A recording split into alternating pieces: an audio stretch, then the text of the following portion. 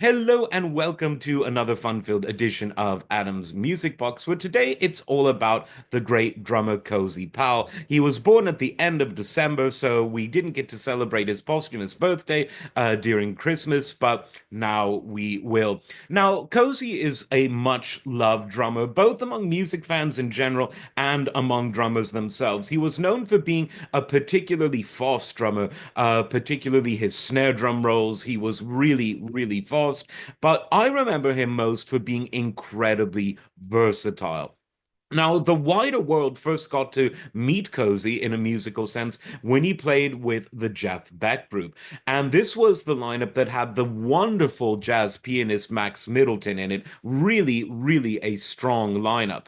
And the stuff that they did together with Cozy was really great material. I mean, Jeff Beck has never put out bad material ever, but the Rough and Ready album by the Jeff Beck Group was really it's one of my favorite albums of all time. It's that perfect mix of improvisation, of good songwriting, of jazzy sensibilities, of rocky sensibilities, and there's something very raw and organic about it.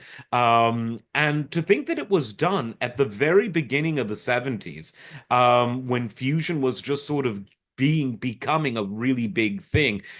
You could say that Cozy was one of the pioneers of jazz fusion drumming, but he's most known to most people probably for his rock stuff, and we'll get there in a moment.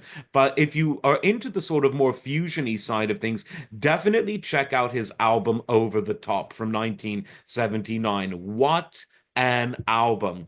It has so many different styles and such great guest musicians. There's the great guitarist Gary Moore, who Cozy had worked with on and off. There was Clem Clemson, what a great guitarist. Bernie Marsden, another great guitarist. Don Airey, great, the great Don Airey. Max Middleton, who obviously they knew from the Jeff Beck days, and of course Jack Bruce.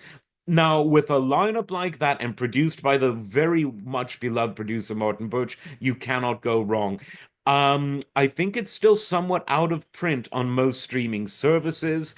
I'm just going to check that for you now. Hey, the fun of live TV, even though this one's not technically live, but hey, we're doing it live. We're doing it live. I love that clip. Some of you'll know what I'm talking about. Yeah, you're gonna have to search for it a bit because it's not available on streaming services, probably because some people say there's a lawyer to blame. But there you go. But definitely check that out. Of course, he toured the world and played major arenas with Rainbow. And he was on the Rainbow Rising album, Long Live Rock and Roll album, and the Down to Earth album. He played so many great live gigs with Rainbow, including the famous ones on that 77 tour with Ronnie James Dio. He played with the Michael Schenker group that he formed after UFO. He played with Whitesnake, including on the really excellent Slide It In album. He played with Keith Emerson and Greg Lake on the appropriately second ELP, Emerson, Lake, and Powell. See how that worked out. He played in Black Sabbath. He played with Queen's Brian May. He continued to do other material of his own. Peter Green, Yngwie Malmsteen. The list goes on and on and on. Now, of course, he died in the late 1990s in a tragic car accident, which just goes to show you don't talk and drive. But he did love his cars. It wasn't the car that killed him, it was the phone, frankly.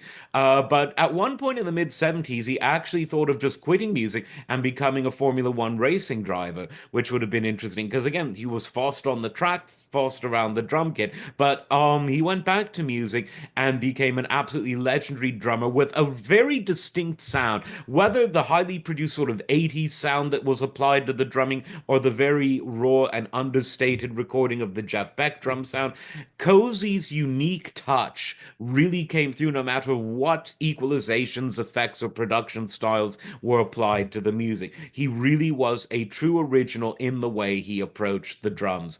And while he was gone too soon, he's someone that a lot of drummers still look up to. Check out all of his solo albums, frankly, but definitely Over the Top. If you can get a hold of it, try YouTube, obviously. You will not regret it. As always, like, subscribe, and we will see you next time. Take care.